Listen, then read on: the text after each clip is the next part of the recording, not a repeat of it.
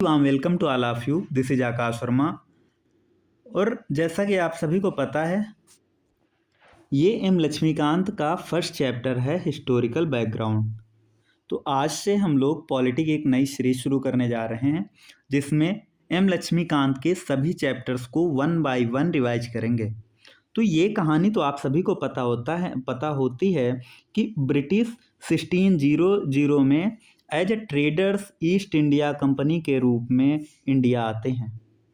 उस समय रानी होती हैं क्वीन एलिजाबेथ। क्वीन एलिजाबेथ ने ब्रिटिश ईस्ट इंडिया कंपनी को एक चार्टर दिया होता है, और उस चार्टर में क्या होता है कि ईस्ट इंडिया कंपनी को एक्सक्लूसिव राइट्स ऑफ ट्रेडिंग मिल जाते हैं। कहाँ पर? इंडिया और ईस्ट में। एक्सक्लूसिव राइट्स से मतलब ये था कि ब्रिटेन की और कोई कंपनी ट्रेड करने के लिए इंडिया नहीं आएगी। 1765 में कंपनी को दीवानी राइट्स मिल जाते हैं। मीन्स ईस्ट इंडिया कंपनी जिसके पास अभी तक केवल ट्रेडिंग राइट्स थे, उसको rights over revenue and civil justice भी मिल जाती है। मीन्स उसको दीवानी राइट्स मिल जाते हैं। और कहाँ कहाँ के दीवानी राइट्स मिलते हैं? बंगाल, बिहार और उड़ीसा। बंगाल, बिहार और उड़ीसा के दीवानी राइट्स मिल जाते हैं। और इस तरह से ब्रिटिश ईस्ट इंडिया कंपनी का जो पॉलिटिकल सफ़र है वो शुरू होता है। और सभी को पता है कि 1857 में फिर सिपाही मेंटनी हो जाती है। 1858 में फिर गवर्नमेंट ऑफ इंडिया एक्ट आता है, और उसमें क्या होता है, इंडिया को रूल करने की जिम्मेदारी अब ब्रिटिश क्राउन खुद से ले लेता है। मीन्स इंडिया को जो अभी तक British east India company govern कर रही थी, अब ब्रिटिश क्राउन इंडिया का शासन की खुद जिम्मेदारी ले लेता है। इसके बाद में 15 अगस्त 1947 को हमारा देश आज़ाद होता है। अब आज़ादी आती है तो ज़रूरत महसूस होती है कि देश का एक कॉन्स्टिट्यूशन होना चाहिए। तो इसके लिए एक कॉन्स्टिट्यूएंट असेंबली बनाई जाती है। और ये आप लोगों को पता ही होगा कि कॉन्स्टिट्यूएंट असेंबली बनाने के लिए सबसे पहले किसने कहा था? तो एम एन रॉय साहब ने कहा था। ये एम एन रॉय एक कम्युनिस्ट लीडर थे। तो कॉन्स्टिट्यूएंट असेंबली फॉर्म होती है, कब होती है? 1946 में होती है। और 26 जनवरी 1950 को हमारा संविधान लागू हो जाता है।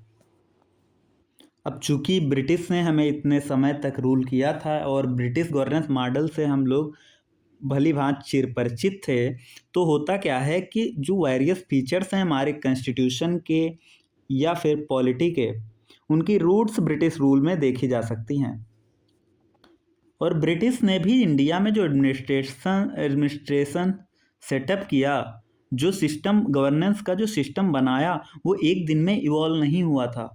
वो धीरे धीरे स्टेप टू स्टेप इवॉल्व होकर हम देखते हैं कि गवर्नमेंट ऑफ इंडिया एक्ट 1935 जैसा एक एक्ट आता है, जो इंडिया में प्रोविंशियल ऑटोनॉमी और सेंटर में डायरकी की बात करता है। तो ये सफ़र एक दिन में नहीं हुआ। ये 1773 से शुरू होके 1773 से शुरू होता है, और इसके बाद में जिसमें सेंट्रलाइजेशन की शुरुआत होती है, और इसके बाद में 1833 आप देखते हैं जिसमें कंप्लीट सेंट्रलाइजेशन हो जाता है।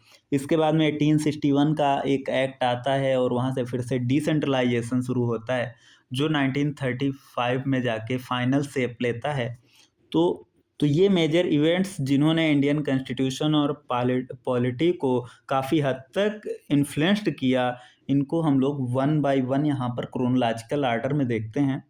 तो इन्होंने क्या किया है, इसको इजी करने के लिए दो हेडिंग्स में बांट लिया है। पहला हो गया कंपनी रूल, जो कि 1773 से 1858 तक डील करता है। दूसरा हो गया क्राउन रूल, जो कि 1858 से 1947 तक जाएगा। मीन्स 1773 से जब कंपनी को रेगुलेट करने के लिए पहला एक एक्ट आता है, रेगुलेटिंग एक्ट ऑफ 1773, तब से लेकर 1947 जब हमारा देश आज़ाद होता है, तब तक की मेजर इवेंट्स को स्टडी करने के लिए हम इसको दो कैटेगरीज में, दो हेडिंग्स में कैटेगराइज कर लेते हैं। पहला कि जब इंडिया को कंपनी रूल कर रही थी, दूसरा जब इंडिया का जो गवर्नेंस था वो ब्रिटिश क्राउन के हाथों में था। तो आइए इन मेजर इवेंट्स को वन बाय वन हम लोग रिवाइज कर रहे हैं। पहला जो एक्ट आता है वो आता है रेगुलेटिंग एक्ट ऑफ 1773। तो ये रेगुलेटिंग एक्ट ऑफ 1773 इम्पॉर्टेंट क्यों हो जाता है? तो आप लोग देखते हैं कि 1765 में बंगाल, बिहार और उड़ीसा की दीवानी मिल जाने के बाद में ब्रिटिश का पॉलिटिकल करियर शुरू होता है। लेकिन ज़्यादा समय बीतता नहीं है और थोड़े ही समय बाद में ये ब्रिटिश ईस्ट इंडिया कंपनी खुद को लॉसेस में दिखाती है। ये बात लगभग 1769 या 1770 के आसपास की है कि जब ब्रिटिश ईस्ट इंडिया कंपनी खुद को लॉसेस में दिखाती है और ब्रिटिश गवर्नमेंट से लोन के लिए डिमांड करती है। तो ये सभी को आयरॉनिकल लगा, क्योंकि कंपनी के जो ऑफिसर्स थे, रॉबर्ट क्लाइव या फिर अदर जो ऑफिसर्स थे, वो माला माल होते जा रहे थे और दिखाया जा रहा था कि कंपनी खुद लॉसेस में है। तो ऐसे में क्या हुआ कि कंपनी को रेगुलेट करने के लिए ब्रिटिश गवर्नमेंट एग्री कर जाती है कि मैं कंपनी को लोन दूंगी, क्योंकि वो ईस्ट इंडिया कंपनी को एक एसेट के तौर पे देख रहे थे। तो वो नहीं चाह रहे थे कि ब्रिटिश ईस्ट इंडिया कंपनी डूबे। तो वो लोन देने के लिए एग्री हो गए, लेकिन उन्होंने इसे अच्छा मौका समझते हुए कंपनी को रेगुलेट और कंट्रोल करने की बात कही। तो 1773 इसीलिए इम्पॉर्टेंट हो जाता है कि ये ब्रिटिश गवर्नमेंट ने पहला स्टेप लिया था कि वो ईस्ट इंडिया कंपनी के अफेयर्स को कंट्रोल और रेगुलेट करेंगे। और पहली बार होता है कि कंपनी के पॉलिटिकल और एडमिनिस्ट्रेटिव फंक्शंस को अलग अलग कर दिया जाता है। मीन्स कंपनी के क्या पॉलिटिकल फंक्शंस होंगे और क्या एडमिनिस्ट्रेटिव फंक्शंस होंगे, इनको रिकॉग्नाइज किया जाता है। और इस एक्ट से क्या होता है कि जो सेंट्रल एडमिनिस्ट्रेशन की है वो न्यू पड़ती है इंडिया में। तो 3 पॉइंट निकल के आ रहे हैं। पहला क्या है कि ये पहली बार था कि British government east India company को रेगुलेट और कंट्रोल करने की बात करती है। दूसरा कि जो कंपनी के पॉलिटिकल और एडमिनिस्ट्रेटिव फंक्शंस हैं ना, इनको रिकॉग्नाइज किया गया पहली बार। और ये हो रहा था कि सेंट्रल एडमिनिस्ट्रेशन की नींव रखी जा रही है कहाँ पर? इंडिया में। तो 1773 एक्ट के क्या क्या फीचर्स थे, तो इन फीचर्स को हम लोग पॉइंट वाइज करेंगे। फर्स्ट पॉइंट है कि जो बंगाल का गवर्नर था ना, उसको गवर्नर जनरल ऑफ बंगाल बना दिया गया। गवर्नर जो बंगाल का था उसको गवर्नर जनरल ऑफ बंगाल बना दिया गया और एक एग्जीक्यूटिव काउंसिल बनाई गई जो कि बंगाल के गवर्नर को असिस्ट करेगी। तो पहले जो गवर्नर जनरल ऑफ बंगाल बनते हैं वे कौन बनते हैं? तो वे बनते हैं वारेन हेस्टिंग्स साहब। कौन बनते हैं? वारेन हेस्टिंग्स साहब। इस एक्ट का सेकंड फीचर्स क्या था कि बॉम्बे और मद्रास प्रेसिडेंसीज के जो गवर्नर थे ना, उनको बंगाल के गवर्नर जनरल के सबऑर्डिनेट कर दिया गया। इससे पहले क्या होता था, तीनों प्रेसिडेंसी जो थी एक दूसरे से इंडिपेंडेंट थे। अब क्या कर दिया गया, बॉम्बे और मद्रास प्रेसिडेंसीज के गवर्नर्स को बंगाल के गवर्नर जनरल के सबऑर्डिनेट कर दिया गया। थर्ड फीचर था कि एक सुप्रीम कोर्ट बनाई जाएगी जिसमें एक चीफ जस्टिस होगा और 3 अदर जज होंगे। तो जो चीफ जस्टिस थे उनका नाम था एलिजा इम्फे। क्या नाम था? एलिजा इम्फे। तो फर्स्ट फीचर हो गया कि गवर्नर ऑफ बंगाल को गवर्नर जनरल ऑफ बंगाल बना दिया गया। 4 मेंबर की एक एग्जीक्यूटिव काउंसिल बनाई गई जो कि गवर्नर जनरल ऑफ बंगाल को असिस्ट करेगी। ऐसे पहले गवर्नर जनरल वारेन हेस्टिंग्स साहब होंगे। दूसरा पॉइंट ये था कि जो बॉम्बे और मद्रास की प्रेसिडेंसीज हैं उसको बॉम्बे और मद्रास प्रेसिडेंसीज के जो गवर्नर हैं उनको बंगाल के गवर्नर जनरल के सबऑर्डिनेट कर दिया गया। इससे पहले तीनों प्रेसिडेंसी एक दूसरे से इंडिपेंडेंट हुआ करती थी। तीसरा पॉइंट क्या है, 1774 में एक सुप्रीम कोर्ट की स्थापना हुई। उस सुप्रीम कोर्ट में एक चीफ जस्टिस होते थे और 3 अदर जजेज होते थे। जो पहले इस तरह के चीफ जस्टिस बने वो थे एलिजा इम्फे साहब। और जो 3 अदर जज हैं ना, इनके नाम आप लोग याद रख लेंगे। एक को चैम्बर्स, हाइड और स्टीफन। तो चीफ जस्टिस कौन थे? एलिजा एम्फे साहब थे। जो 3 अदर जजेस हैं उसमें कौन है? चैम्बर है, हाइड हैं और स्टीफन हैं। नेक्स्ट पॉइंट, और इस एक्ट में एक पॉइंट ये भी था कि जो कंपनी के सर्वेंट्स हैं उनको प्राइवेट ट्रेड करने से मना कर दिया गया था, और ये भी कहा गया था कि वो नेटिव से ना तो प्रेजेंट्स लेंगे और ना ही उनसे घूस ले सकते हैं। 5th पॉइंट था कि जो कंपनी की गवर्निंग बॉडी थी ना उसको कोर्ट ऑफ डायरेक्टर कहा जाता था। तो court of director revenue, civil और मिलिट्री अफेयर्स, जो कि इंडिया में रिवेन्यू, सिविल और मिलिट्री अफेयर्स को ब्रिटिश गवर्नमेंट से को रिपोर्ट करेंगे। इनके बारे में ब्रिटिश गवर्नमेंट को रिपोर्ट करेंगे। तो इस तरह से आप देख सकते हैं कि कंपनी पर ब्रिटिश गवर्नमेंट के कंट्रोल को बढ़ा दिया गया था। तो 5 पॉइंट हैं। 5 पॉइंट क्या क्या हैं? तो आइए हम लोग 1 बाय 1 रिवाइज कर ले रहे हैं पाँचों पॉइंट को। फर्स्ट पॉइंट क्या था कि जो गवर्नर ऑफ बंगाल है उसको गवर्नर जनरल ऑफ बंगाल बना दिया गया। इसको असिस्ट करने के लिए 4 मेंबर की एक एग्जीक्यूटिव काउंसिल बनाई गई। जो गवर्नर जनरल ऑफ बंगाल बनते हैं वो वारेन हेस्टिंग्स साहब बनते हैं। मीन्स गवर्नर ऑफ बंगाल को गवर्नर जनरल ऑफ बंगाल बना दिया गया। इनको असिस्ट करने के लिए एक 4 मेंबर एग्जीक्यूटिव काउंसिल बनाई गई, और ऐसे जो गवर्नर जनरल बनते हैं वो वारेन हेस्टिंग्स साहब बनते हैं। दूसरा पॉइंट क्या था कि मद्रास और बॉम्बे की प्रेसिडेंसीज, बंगाल, बॉम्बे, मद्रास, ये जो प्रेसिडेंसीज हुआ करती थी ये एक दूसरे से इंडिपेंडेंट हुआ करते थे। लेकिन अभी के लिए क्या हुआ कि जो बॉम्बे और मद्रास की प्रेसिडेंसीज के गवर्नर है ना उसको बंगाल की गवर्नर जनरल के सबऑर्डिनेट कर दिया गया।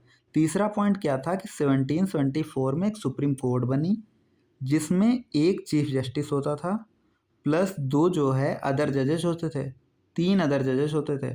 तो जो पहला चीफ जस्टिस बना वो थे एलिजा एम्फे साहब, और जो 3 अदर जजेस थे ना उसमें एक नाम है चैम्बर्स, याद कर लें, एक में आप हाइड याद कर लें, और एक जो है स्टीफन याद कर लीजिएगा।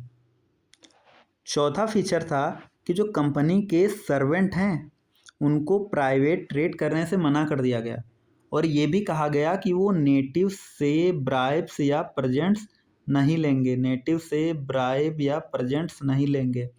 5th पॉइंट था कि जो कंपनी की गवर्निंग बॉडी है ना उसको कोर्ट ऑफ डायरेक्टर्स कहा जाता था।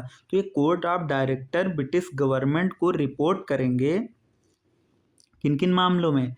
इंडिया में मिलिट्री अफेयर्स के बारे में, रिवेन्यू के बारे में और सिविल अफेयर्स के बारे में। इंडिया के रिवेन्यू, सिविल्स और मिलिट्री अफेयर्स के बारे में ब्रिटिश गवर्नमेंट को रिपोर्ट करेंगे। नेक्स्ट एक्ट जो है वो है अमेंडिंग एक्ट ऑफ 1781। तो क्या होता है कि जब 1774 में सुप्रीम कोर्ट आ जाती है तो सुप्रीम कोर्ट के ज्यूरिसडिक्शन और गवर्नर जनरल के पावर्स के बीच में बहुत ज़्यादा टसल होने लगता है। उसमें गवर्नर जनरल और सुप्रीम कोर्ट के बीच में बहुत टसल्स होते हैं। तो ऐसे में आए दिन एक नया बवाल खड़ा हो जाता है। तो इससे निपटने के लिए अमेंडिंग एक्ट ऑफ 1781 आता है, और इस एक्ट में क्या कहा जाता है कि जो गवर्नर जनरल है ना उसको अपर हैंड दे दिया जाता है सुप्रीम कोर्ट के कंपैरिजन में। मीन्स सुप्रीम कोर्ट की पावर्स को लेसर कर दिया जाता है और गवर्नर जनरल की पावर्स ज़्यादा हो जाती हैं in comparison to Supreme Court. तो जहाँ जहाँ पेयर सुप्रीम कोर्ट या गवर्नर जनरल के बीच में टसल्स होंगे वहाँ पर गवर्नर जनरल को अपर हैंड दे दिया गया। तो इसको रेगुलेटिंग एक्ट ऑफ 1773 के अमेंडमेंट के तौर पर देखा जाता है, इसीलिए इसको अमेंडिंग एक्ट ऑफ 1781 भी कहा जाता है।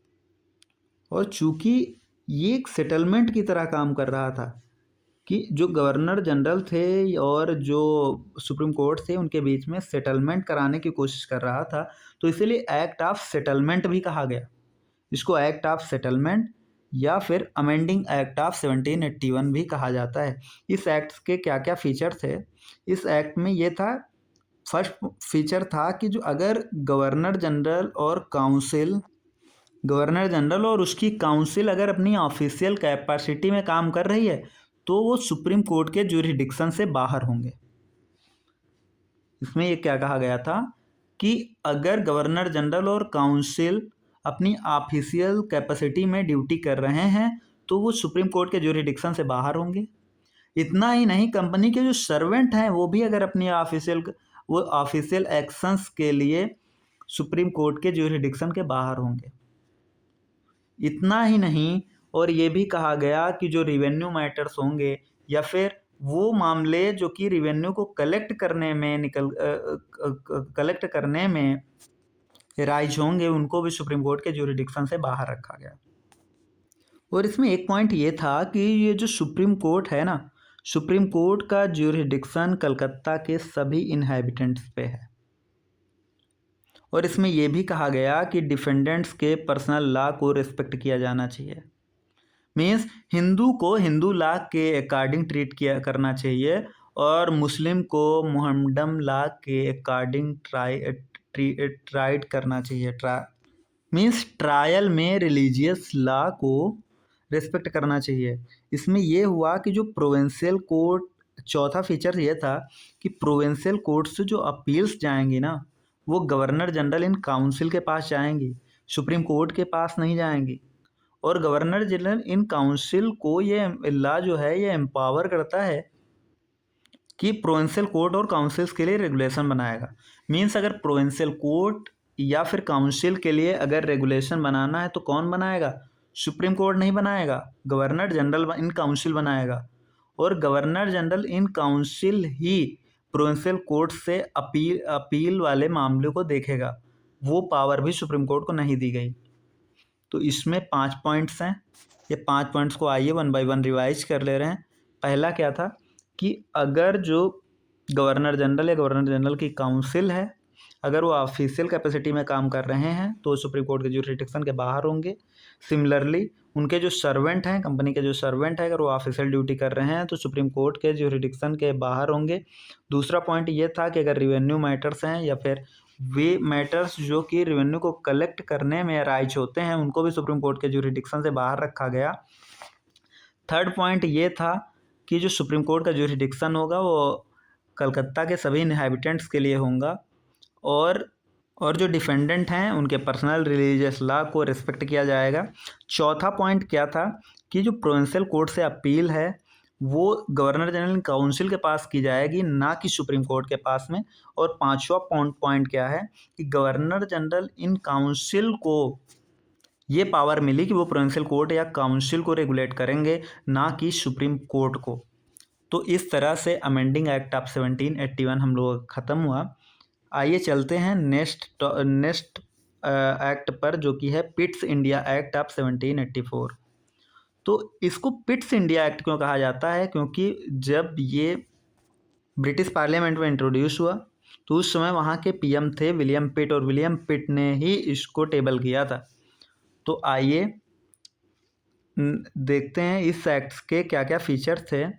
तो पहली बार हो रहा था कि कंपनी के कॉमर्शियल और पॉलिटिकल फंक्शंस को इस एक्ट में डिस्टिंग्विश किया गया।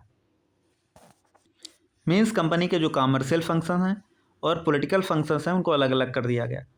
तो कॉमर्शियल फंक्शंस को देखने के लिए कोर्ट ऑफ डायरेक्टर्स को पावर दी गई, जबकि पॉलिटिकल फंक्शंस जो देखेगा उसके लिए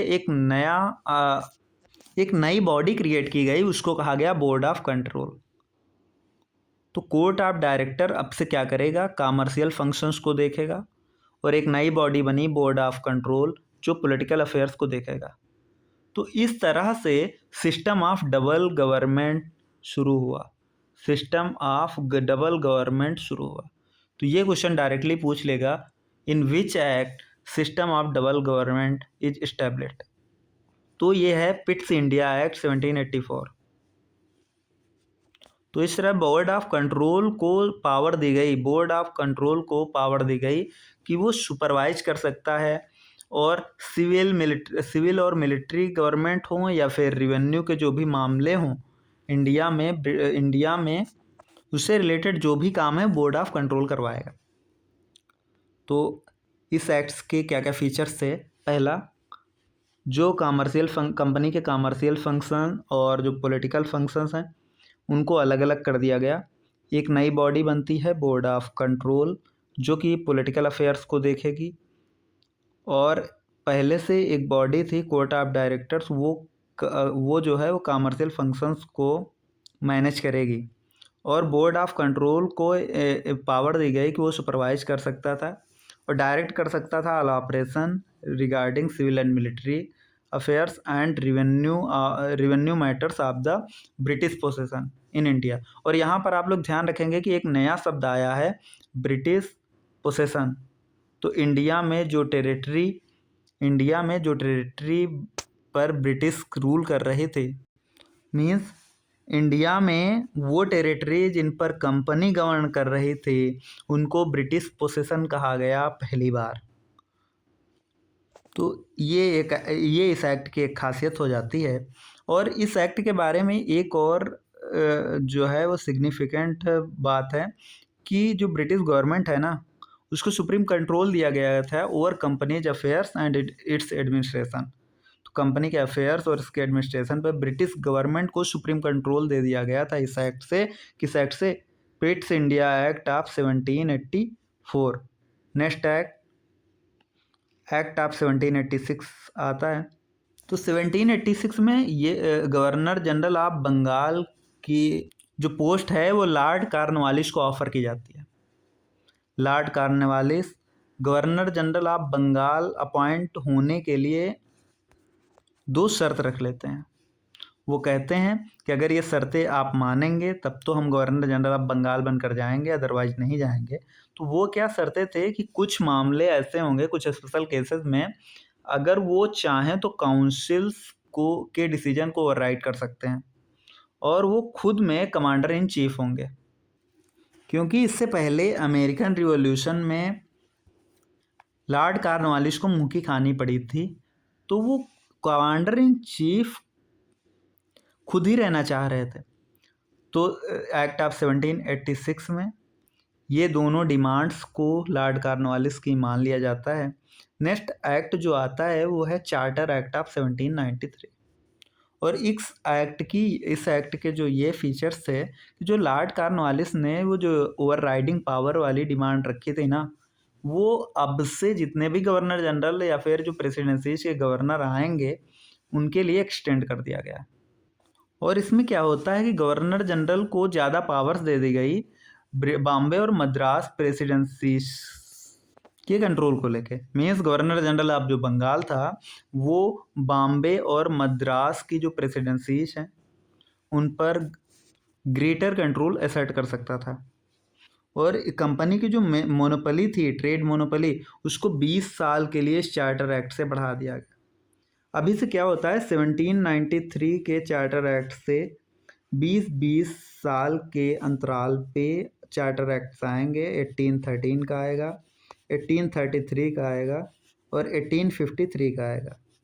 और हर एक चार्टर में 20 साल के लिए ट्रेड मोनोपोली को बढ़ा दिया जाता है। ट्रेड मोनोपोली को बढ़ा दिया जाता है। सॉरी, ट्रेड मोनोपोली नहीं कहेंगे, कंपनी के शासन को एक्सटेंड कर दिया जाता है 20-20 साल के लिए। क्योंकि 1813 में आप देखते हैं चाइना और चाय के साथ जो ट्रेड हो रहा था उसको छोड़ दिया जाए, तो अन्य चीज़ों का जो ट्रेड हो रहा था उसके लिए ब्रिटिश ईस्ट इंडिया कंपनी की जो ट्रेड मोनोपोली थी उसको ख़त्म कर दिया गया था। और 1833 में जो टी और चाइना और टी का जो भी ट्रेड हो रहा था उस पर भी ब्रिटिश ईस्ट इंडिया कंपनी की मोनोपोली को ख़त्म कर दिया जाता है। और इसमें एक पॉइंट ये भी कहा गया था कि जो कमांडर इन चीफ होगा ना, वो ब्रिटिश की गवर्नर जनरल की काउंसिल का मेंबर नहीं होगा, बशर्ते कि वो अपॉइंट ना किया गया हो as a member of governor general का काउंसिल। 5वां पॉइंट था कि it let down that member of the board of control and their staff were henceforth, कि ये जो बोर्ड ऑफ कंट्रोल के मेंबर्स हैं या फिर उनका जो स्टाफ है वो इंडियन रेवेन्यू से उनकी सैलरी जाएगी। तो 1793 के एक्ट के क्या क्या फीचर्स थे कि 1786 में लॉर्ड कॉर्नवालिस को जो जो गवर्नर जनरल की एग्जीक्यूटिव काउंसिल है, तो इसमें क्या किया गया था कि गवर्नर जनरल को उसकी काउंसिल्स के कुछ डिसीजन को ओवरराइड करने की पावर दे दी गई थी। तो ये जो ओवरराइडिंग पावर थी इसको एक्सटेंड कर दिया गया। दूसरा ये था कि बॉम्बे और मद्रास की प्रेसिडेंसीज पे गवर्नर जनरल का बंगाल के कंट्रोल को और बढ़ा दिया गया। तीसरा, कंपनी की ट्रेड मोनोपोली को 20 साल के लिए बढ़ा दिया गया। चौथा, कमांडर इन चीफ जो होगा वो बताया गया था कि गवर्नर जनरल की काउंसिल का मेंबर नहीं होगा, बशर्ते कि वो गवर्नर जनरल के काउंसिल के मेंबर के तौर पे अपॉइंट ना किया गया हो। और पांचवा पॉइंट था कि बोर्ड ऑफ कंट्रोल के जो मेंबर्स होंगे, उनका जो स्टाफ होगा वो इंडियन रेवेन्यू से उनकी सैलरी जाएगी। नेक्स्ट एक्ट है charter act of 1813। Charter act 1813 में क्या होता है, अभी हम लोगों ने बात की थी कि चाइना और चाय इनके ट्रेड को छोड़ दिया जाए, बाकी जो कंपनी की ट्रेड मोनोपोली थी वो ख़त्म कर दी गई। दूसरा पॉइंट क्या था कि ब्रिटिश क्राउन की सोवरेनिटी असर्ट की गई। जो इंडिया में कंपनीज की टेरिटरी थे उस पर ब्रिटिश क्राउन की सोवरेनिटी असर्ट की गई। किस एक्ट से की गई? चार्टर एक्ट ऑफ 1813 से की गई। और इसने क्रिश्चियन मिशनरीज को अलाउड कर दिया कि वो इंडिया में आ सकते हैं और अपनी मिशनरी एक्टिविटीज़ कंटिन्यू कर सकते हैं। और इस एक्ट में ये भी कहा गया था कि जो इंडिया में वेस्टर्न एजुकेशन को स्प्रेड करने की बात करी गई थी और 1 लाख रुपया देने की भी बात की गई थी। वेस्टर्न एजुकेशन के प्रमोशन के लिए 1 लाख रुपया देने की बात की गई थी। और इस एक्ट में क्या कहा गया था कि जो लोकल गवर्नमेंट्स है ना, वो पर्सन्स पे टैक्स इम्पोज कर सकती हैं, और अगर कोई टैक्स नहीं पे कर रहा है तो उसको पनिश भी कर सकती हैं। इसलिए रिवाइज कर लेते हैं। अभी तक कौन सा एक्ट पढ़ रहे हैं? 1813। 1813 में क्या क्या होता है? फर्स्ट पॉइंट ये था कि ब्रिटिश कंपनी है उसकी ट्रेड मोनोपोली को ख़त्म कर दिया जाता है, बस चाय और चाइना में उसकी ट्रेड मोनोपोली में को बनी रहती है। दूसरा पॉइंट ये था कि ब्रिटिश क्राउन की सोवरेनिटी असर्ट की जाती है ओवर कंपनीज टेरिटरी। तीसरा पॉइंट ये था कि क्रिश्चियन मिशनरी को अलाउ कर दिया जाता है। चौथा पॉइंट ये था कि वेस्टर्न एजुकेशन को स्प्रेड करने की बात की जाती है। पांचवा ये था कि इंडिया में जो लोकल गवर्नमेंट है उनको ऑथराइज कर दिया जाता है कि वो लोगों पर टैक्स लगा सकती हैं, और जो लोग टैक्स नहीं पे कर रहे हैं उनको पनिश किया जा सकता है। तो आइए हम सारे एक्ट्स 1 बाय 1 यहाँ तक जितने पढ़े हैं 1813 तक उनको रिवाइज कर लेते हैं बहुत जल्दी से। तो सबसे पहला कौन सा एक्ट था? वो था 1773 का रेगुलेटिंग एक्ट। और इसमें 5 पॉइंट्स हम लोगों ने देखे थे। पहला पॉइंट क्या था कि गवर्नर जनरल, जो गवर्नर ऑफ बंगाल था उसको गवर्नर जनरल ऑफ बंगाल बना दिया गया। इसको असिस्ट करने के लिए 4 मेंबर इसकी काउंसिल बनाई गई। पहले गवर्नर जनरल कौन थे? वारेन हेस्टिंग साहब थे। दूसरा पॉइंट था कि जो बॉम्बे और मद्रास की प्रेसिडेंसीज के गवर्नर हैं उनको गवर्नर जनरल ऑफ बंगाल के सबॉर्डिनेट कर दिया गया। तीसरा पॉइंट क्या था कि 1774 में एक सुप्रीम कोर्ट बनी, और इसमें एक चीफ जज और 3 अदर जजेस थे। जो चीफ जज था उसका नाम था लॉर्ड एलिजा एम्पे, और जो अदर जजेस थे उनमें एक चैम्बर्स था, एक हाइट था, एक स्टीफेंस था। चौथा पॉइंट क्या था कि कंपनी के जो जो सर्वेंट्स हैं उनको प्राइवेट ट्रेड करने से प्रोहिबिट कर दिया गया था, और उनको ये भी कहा गया था कि वो ब्राइब नहीं ले सकते, वो कोई प्रेजेंट एक्सेप्ट नहीं कर सकते। पांचवा पॉइंट क्या था? पांचवा पॉइंट ये था कि court of director British government को ओवर सिविल, रिवेन्यू और मिलिट्री अफेयर्स के बारे में रिपोर्ट करेंगे।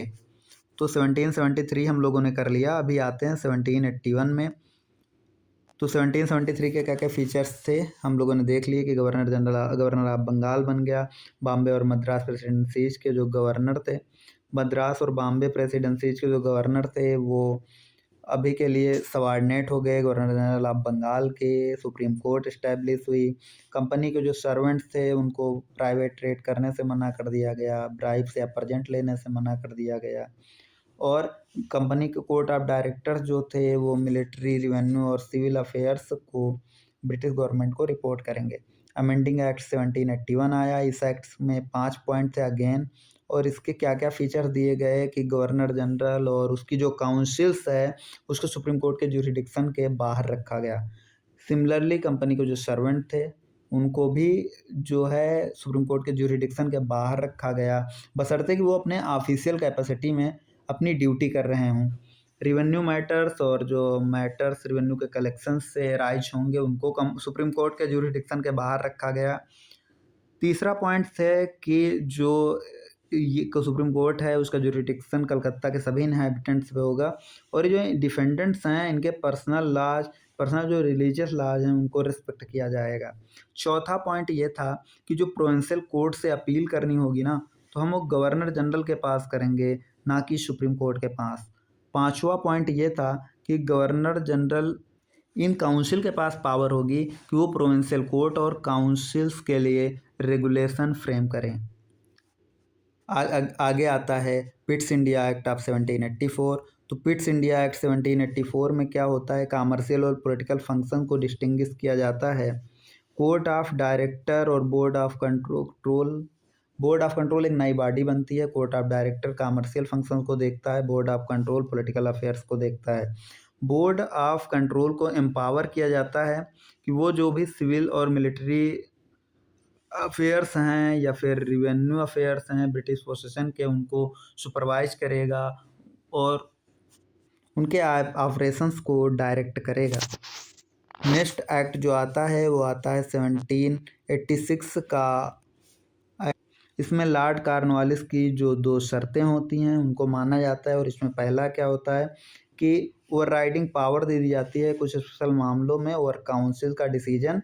दूसरा है कि कमांडर इन चीफ बना दिया जाता है। इसके बाद में चार्टर एक्ट 1793 का आ जाता है। इसमें क्या हो जाता है कि लॉर्ड कॉर्नवालिस को जो पावर दी गई थी वो राइडिंग पावर वो सबके लिए एक्सटेंड कर दी जाती है, सारे जो गवर्नर जनरल अब से आएंगे उनके लिए एक्सटेंड कर दी जाती है। और मद्रास और बॉम्बे की जो प्रेसिडेंसीज थी उन पे गवर्नर जनरल के कंट्रोल को थोड़ा और बढ़ा दिया जाता है। कंपनी की जो ट्रेड मोनोपोली है उसको 20 साल के लिए बढ़ा दिया जाता है। कमांडर इन चीफ जो है वो गवर्नर जनरल इन काउंसिल का मेंबर नहीं होगा, और इसमें यह भी कहा गया कि बोर्ड ऑफ कंट्रोल के जो मेंबर होंगे या फिर जो उनका स्टाफ होगा वो इंडियन रेवेन्यू से उनकी सैलरी को पे किया जाए। नेक्स्ट एक्ट है चार्टर एक्ट ऑफ 1813। इसमें क्या कहा गया था कि कंपनी की ट्रेड मोनोपोली को हटा दिया गया, बस चाय और चाइना से जो ट्रेड हो रहा था उसमें ब्रिटिश मोनोपोली को, ईस्ट इंडिया कंपनी की मोनोपोली को बनाए रखा जाएगा। और ये कहा गया कि ब्रिटिश क्राउन की सोवरेनिटी असर्ट कर दी गई ओवर कंपनीज टेरिटरी। तीसरा क्रिश्चियन मिशनरीज को अलाउ कर दिया गया। चौथा जो था वेस्टर्न एजुकेशन को स्प्रेड करने की बात की गई। पांचवा पॉइंट था कि लोकल गवर्नमेंट चाहें तो इंडियंस पे टैक्स लगा सकती हैं, और अगर इंडियंस टैक्स पे नहीं कर रहे हैं तो उनको पनिश भी किया जा सकता है। नेक्स्ट एक्ट है चार्टर एक्ट ऑफ 1813। तो ये सेंट्रलाइजेशन के लिए फाइनल स्टेप माना जाता है। तो यहाँ से आप देख सकते हैं कि 1773 में सेंट्रलाइजेशन की नींव पड़ती है।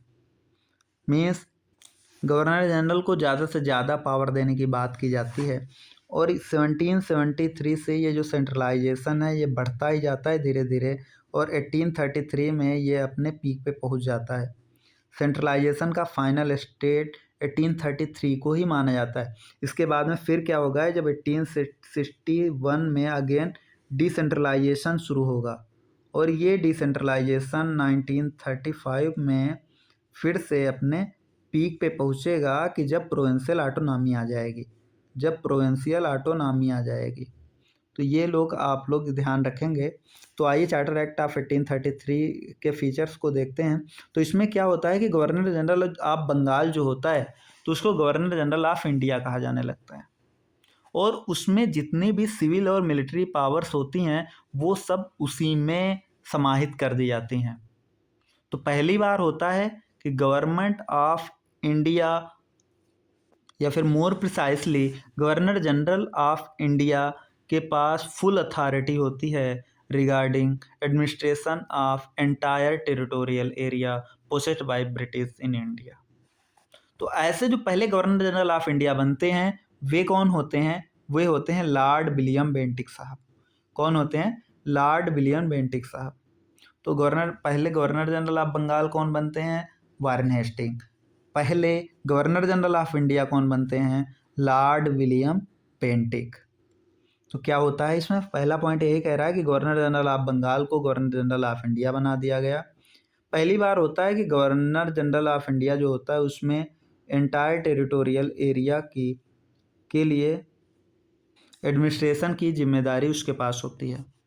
और इसमें क्या होता है कि जो लॉ मेकिंग पावर थी ना, जो लेजिस्लेटिव पावर थी बॉम्बे और मद्रास प्रेसिडेंसीज के गवर्नर के पास, उससे उसको डिप्राइव कर दिया गया। अभी सभी पूरे ब्रिटिश इंडिया के लिए जो लेजिस्लेटिव पावर्स होंगी वो exclusively governor general of India के पास होंगी। इससे पहले जो कानून बन रहे थे उनको रेगुलेशन कहा जाता था, लेकिन अब से जो कानून बनेंगे उनको एक्ट कहा जाएगा। और इसी एक्ट में ये होता है कि जो कंपनी ईस्ट इंडिया कंपनी अभी तक जो कॉमर्शियल बॉडी थी, मतलब जो ट्रेड करने वाला काम कर रही थी ना, वो ट्रेड करने वाला काम ख़त्म हो जाता है।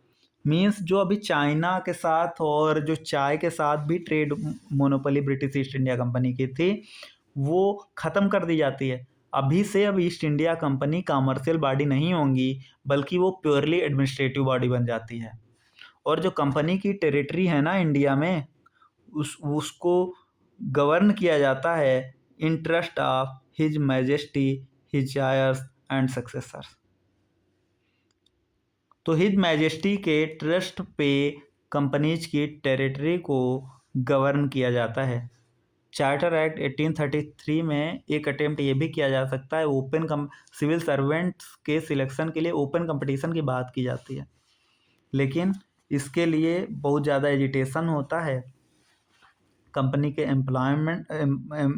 कंपनी के जो एम्प्लॉय थे उनके द्वारा, तो इस प्रोविज़न को फिर हटाना पड़ जाता है, लेकिन कोशिश ज़रूर की गई थी।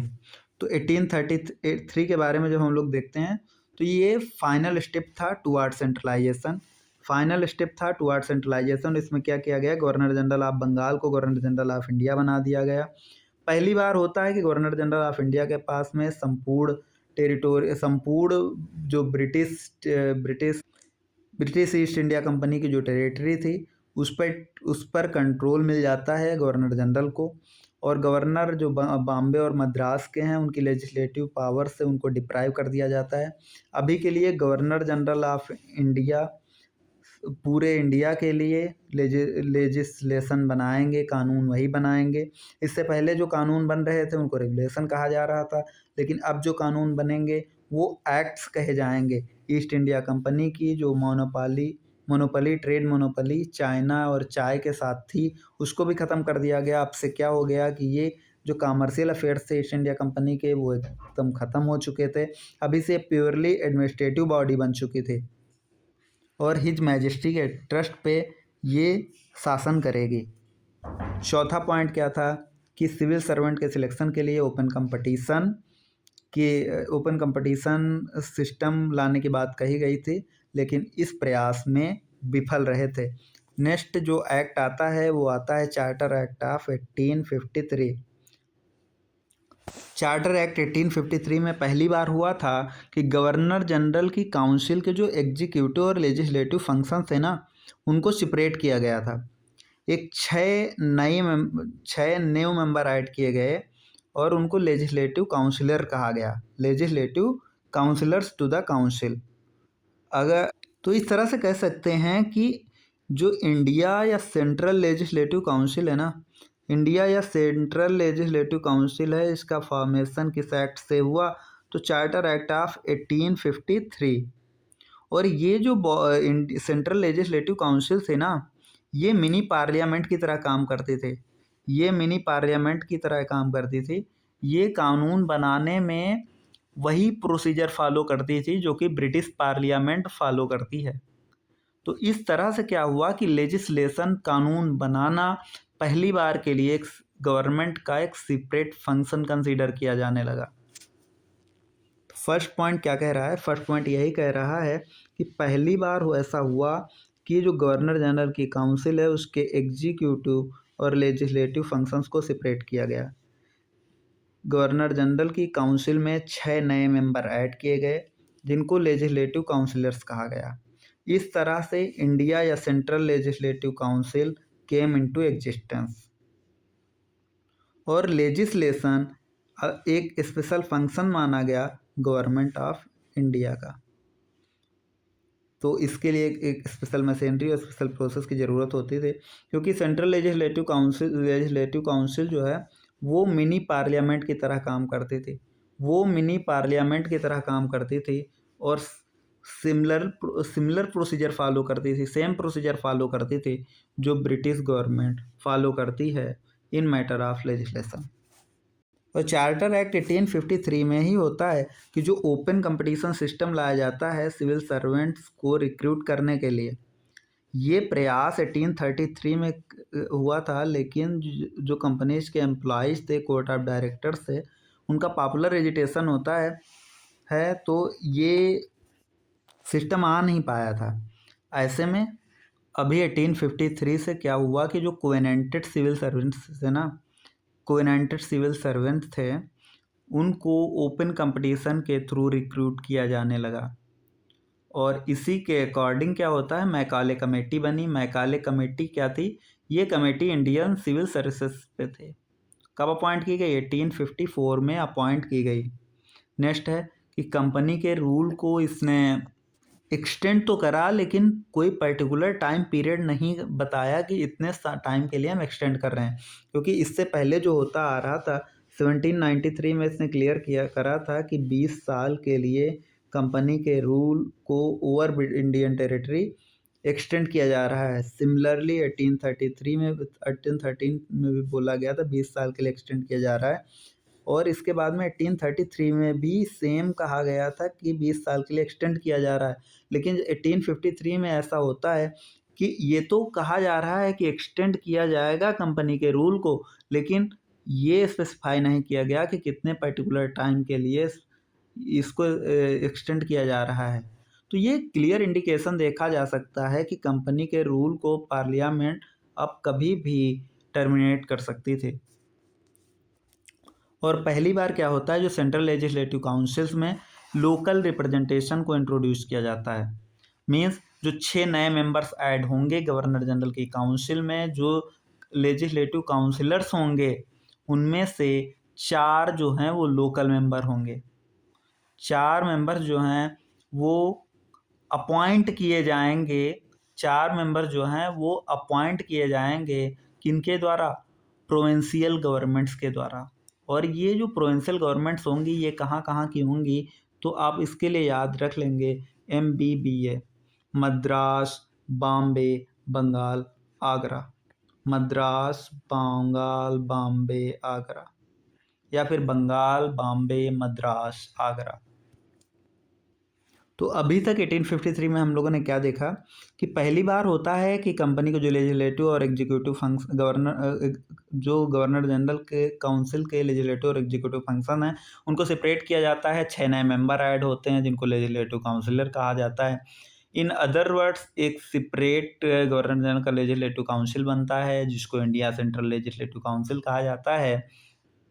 और ये मिनी पार्लियामेंट की तरह काम करते हैं। मेन सेम प्रोसीजर फॉलो करते हैं जो ब्रिटिश पार्लियामेंट कर रही होती है। तो इस तरह से हम कह सकते हैं कि लेजिस्लेशन पहली बार एक स्पेशल फंक्शन कंसीडर किया जाता है। दूसरा पॉइंट था कि open competition system civil servant को रिक्रूट करने के लिए 1853 में ही आता है। और तीसरा था कंपनी के रूल को एक्सटेंड किया गया, लेकिन पर्टिकुलर टाइम पीरियड कितने टाइम पीरियड के लिए एक्सटेंड किया जा रहा है उसको स्पेसिफाई नहीं किया गया। चौथा पॉइंट ये था कि लोकल रिप्रेजेंटेशन इन जो सेंट्रल लेजिस्लेटिव काउंसिल है उसमें लोकल रिप्रेजेंटेशन को इंट्रोड्यूस किया गया। मीन्स 6 में से 4 जो मेंबर्स होंगे वो प्रोविंशियल गवर्नमेंट्स के द्वारा अपॉइंट किए जाएंगे। और कौन कौन सी प्रोविंशियल गवर्नमेंट्स थी, तो इसमें थी मद्रास, बंगाल, बॉम्बे, आगरा। तो इस तरह से अंडर कंपनी रूल जितने भी एक्ट्स आए उनको हम लोगों ने रिवाइज कर लिया। अब आइए चलते हैं अंडर क्राउन रूल जो भी एक्ट्स आए हैं उनके बारे में हम लोग स्टडी करेंगे। Means government of India act 1858 से शुरू करेंगे और इंडिया इंडिपेंडेंस एक्ट 1947 तक चलेंगे। इससे पहले कि हम लोग आगे बढ़ें, अभी तक जो हम लोगों ने किया है उसको ब्रीफली एक बारी रिवाइज कर लेते हैं। तो पहला जो एक्ट आया वो आया 1773 का, और इससे रिलेटेड इससे रिलेटेड 5 पॉइंट थे। पहला था कि गवर्नर जनरल ऑफ बंगाल बनाया गया। 4 मेंबर की काउंसिल होगी जो इसको 4 गवर्नर जनरल बंगाल बनाया गया। 4 मेंबर की काउंसिल होगी जो इसको असिस्ट करेगी। ऐसे गवर्नर जनरल जो बने वो बने लॉर्ड वारेन हेस्टिंग। दूसरा पॉइंट क्या था? दूसरा पॉइंट ये था कि बॉम्बे और मद्रास की प्रेसिडेंसीज के जो गवर्नर्स थे उनको गवर्नर जनरल ऑफ बंगाल के सबऑर्डिनेट कर दिया गया। तीसरा पॉइंट था कि सुप्रीम कोर्ट की स्थापना हुई 1774 में। चौथा पॉइंट ये था कि जो कंपनी के सर्वेंट्स हैं उनको प्राइवेट ट्रेड से मना कर दिया गया। उनको मना कर दिया गया कि वो प्रेजेंट या ब्राइब्स नहीं ले सकते थे। पांचवा पॉइंट ये था जो कोर्ट ऑफ डायरेक्टर्स थे ना, कोर्ट ऑफ डायरेक्टर्स को ब्रिटिश गवर्नमेंट को रिपोर्ट करना था regarding matters of civil revenue. British government को रिपोर्ट करना था और the matters of revenue civil and military. तो इस तरह 1773 को हम लोगों ने क्लियर कर लिया। 1773 को क्लियर कर लिया है। अभी के लिए जो नेक्स्ट एक्ट है वो है एक्ट ऑफ सेटलमेंट या फिर अमेंडिंग एक्ट ऑफ 1781। 1781 के 5 पॉइंट थे कि इसमें गवर्नर जनरल को अपर हैंड दिया जाएगा, सुप्रीम कोर्ट की पोजीशन को थोड़ा लोअर किया जाएगा। तो इसमें क्या गया था कि गवर्नर जनरल और उसकी काउंसिल अगर ऑफिशियल कैपेसिटी में काम कर रही है तो उसको सुप्रीम कोर्ट के ज्यूरिसडिक्शन से बाहर रखा गया था। और सिमिलरली जो कंपनी के सर्वेंट्स थे उनको भी बाहर रखा गया था सुप्रीम कोर्ट के ज्यूरिसडिक्शन से। दूसरा पॉइंट ये था कि जो रिवेन्यू के मैटर्स होंगे या फिर जो मैटर्स राइज होंगे रिगार्डिंग कलेक्शन ऑफ रिवेन्यू उनको सुप्रीम कोर्ट के ज्यूरिसडिक्शन के बाहर रखा जाएगा। तीसरा पॉइंट ये था कि जो सुप्रीम कोर्ट का ज्यूरिसडिक्शन है वो कलकत्ता के सभी इनहैबिटेंट्स पे लागू होगा और ये जो है इनके पर्सनल रिलीजियस लॉज हैं उनको डिफेंडेंट्स के जो पर्सनल रिलीजियस लॉज हैं उनको रिस्पेक्ट किया जाएगा। चौथा पॉइंट था जो प्रोविंशियल कोर्ट से अपील जाएगी वो गवर्नर जनरल इन काउंसिल के पास जाएगी, ना कि सुप्रीम कोर्ट के पास जाएगी। पांचवा, प्रोविंशियल कोर्ट को रेगुलेट करने के लिए जो रेगुलेशन फ्रेम करेगा वो गवर्नर जनरल इन काउंसिल करेगा, ना कि सुप्रीम कोर्ट करेगा। तो इस तरह 1781 भी हम लोगों ने क्लियर कर लिया। अभी आता है जो पिट्स इंडिया एक्ट 1784 का आता है और इसमें 4 पॉइंट दिए जाते हैं। वो 4 पॉइंट्स क्या क्या थे?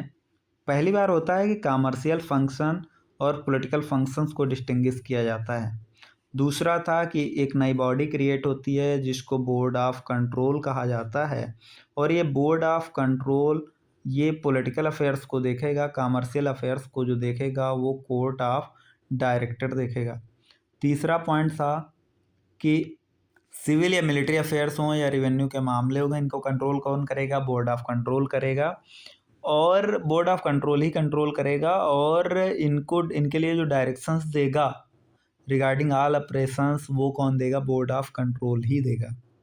नेक्स्ट एक्ट जो आता है वो आता है एक्ट ऑफ 1786। तो इसमें कॉर्नवालिस की 2 डिमांड्स थी। कॉर्नवालिस की 2 डिमांड्स की बात की गई थी 1786 में। पहली क्या थी कि वो कुछ स्पेशल मामले ऐसे होंगे जिसमें काउंसिल के डिसीजन को ओवरराइड कर सकता था। दूसरा क्या था कि वो कमांडर इन चीफ होगा। नेक्स्ट एक्ट है चार्टर एक्ट ऑफ 1793। 1793 में जनरली क्या क्या किया गया था कि इसमें जो लॉर्ड कॉर्नवालिस को जो ओवरराइडिंग पावर दी गई थी उसको सभी गवर्नर जनरल के लिए एक्सटेंड कर दिया गया और इसमें यह भी बताया गया था कमांडर इन चीफ जो होगा गवर्नर जनरल की काउंसिल का मेंबर नहीं होगा जब तक कि वो अपॉइंट नहीं किया जाता है एज ए गवर्नर जनरल का काउंसिल। तीसरा ये था कि इसकी ट्रेड मोनोपोली को 20 साल के लिए बढ़ा दिया जाएगा। चौथा ये था कि जो बॉम्बे या फिर मद्रास की प्रेसिडेंसीज थी उन पर कंट्रोल को और एक्सटेंड कर दिया गया। पांचवा पॉइंट ये था कि जो बोर्ड ऑफ कंट्रोल के स्टाफ या फिर उनके जो मेंबर्स होंगे उनको इंडियन रेवेन्यू से सैलरी वगैरह पे किया जाएगा। Next act is charter act of 1813। 1813 में क्या क्या किया जाता है? पहली बार होता है कि एक तो याद रखेंगे क्रिश्चियन मिशनरीज वाला, दूसरा, वेस्टर्न एजुकेशन को स्प्रेड करने के लिए 1 लाख रुपया जो दिया गया था। तीसरा ये था कि ट्रेड मोनोपोली को ख़त्म कर दिया गया था। सिर्फ चाय और चाइना के साथ जो ट्रेड था उसमें ब्रिटिश ईस्ट इंडिया कंपनी की मोनोपोली बनी रहेगी। चौथा पॉइंट ये था कि लोकल गवर्नमेंट्स जो थी वो इंडियंस पे टैक्स लगा सकती थी, और जो टैक्स पे करने से मना करेगा उसको वो पनिश भी कर सकती थी। और पांचवा ये था, कंपनी की टेरिटरी पर ब्रिटिश गवर्नमेंट की सोवरेनिटी को असर्ट किया गया था। Next act is charter act of 1833। ये फाइनल स्टेप था सेंट्रलाइजेशन की तरफ ये फाइनल स्टेप था। और इसमें क्या किया जाता है, ओपन कंपटीशन के लिए प्रयास किया जाता है लेकिन फेल रहता है। दूसरा ये था कि जो चाइना और चाय के साथ जो ट्रेड हो रहा था उसकी मोनोपोली को भी ख़त्म कर दिया गया। मीन्स जो इसके कमर्शियल अफेयर्स थे उनको कम्प्लीटली ख़त्म कर दिया गया। अभी के लिए ये केवल हिज मैजेस्टी और उनके आयर से सक्सेसर्स के ट्रस्ट पे इंडिया को गवर्न करेगी। थर्ड पॉइंट ये था कि अभी तक जो गवर्नर जनरल ऑफ बंगाल हो रहा था उसको गवर्नर जनरल ऑफ इंडिया कर दिया गया। और उसी में सारी पावर्स या फिर सारी अथॉरिटी लाई करती थी। चौथा पॉइंट था कि जो लेजिस्लेटिव पावर्स थी गवर्नर ऑफ बॉम्बे और गवर्नर ऑफ मद्रास को उनसे उनको डिप्राइव कर दिया गया। अभी जो लेजिस्लेशन था वो एक्सक्लूसिव पावर बन गई गवर्नर जनरल ऑफ इंडिया की। Means governor general of India जो कानून बनाएगा वो इंडिया में सारी जो कंपनी की जितनी भी टेरिटरीज हैं उन पर लागू होगा। पांचवा पॉइंट था, ये 4 ही पॉइंट दिए गए थे शायद। नेक्स्ट एक्ट है charter act of 1853। Charter act of 1853 में क्या किया जाता है कि जो ओपन कंपटीशन वाला था जो 1833 वाले में फेल हो गया था वो आ गया। में जो कोवेनेंटेड सिविल सर्वेंट थे उनको रिक्रूट करने के लिए ओपन कंपटीशन सिस्टम को लाया गया। दूसरा ये था कि पहली बार हुआ कि लेजिस्लेटिव और एग्जीक्यूटिव फंक्शंस को अलग अलग कर दिया गया और 6 नए मेंबर ऐड किए गए जिनको लेजिस्लेटिव काउंसिलर्स कहा गया। और इस तरह से इंडिया या सेंट्रल लेजिस्लेटिव काउंसिल एग्जिस्टेंस में आती है और ये मिनी पार्लियामेंट की तरह काम करती है, सेम प्रोसीजर फॉलो करती है जो ब्रिटिश पार्लियामेंट फॉलो करती है। तीसरा पॉइंट था कि कंपनी के रूल को एक्सटेंड तो किया जाता है लेकिन ये टाइम पीरियड स्पेसिफाई नहीं किया जाता है कि कितने टाइम के लिए इसको एक्सटेंड किया जा रहा है। चौथा पॉइंट ये था कि जो लेजिस्लेटिव काउंसिल थी, सेंट्रल लेजिस्लेटिव काउंसिल्स, इसमें से 4 मेंबर जो हैं वो लोकल या प्रोविंशियल गवर्नमेंट्स के द्वारा अपॉइंट किए जाएंगे। इसमें कौन कौन से, मद्रास, बॉम्बे, बंगाल और आगरा। अंडर क्राउन रूल जो भी एक्ट्स आए हैं उनको हम लोग नेक्स्ट पार्ट में कर लेंगे। अभी के लिए इतना ही रखते हैं, तो मिलते हैं नेक्स्ट पार्ट में।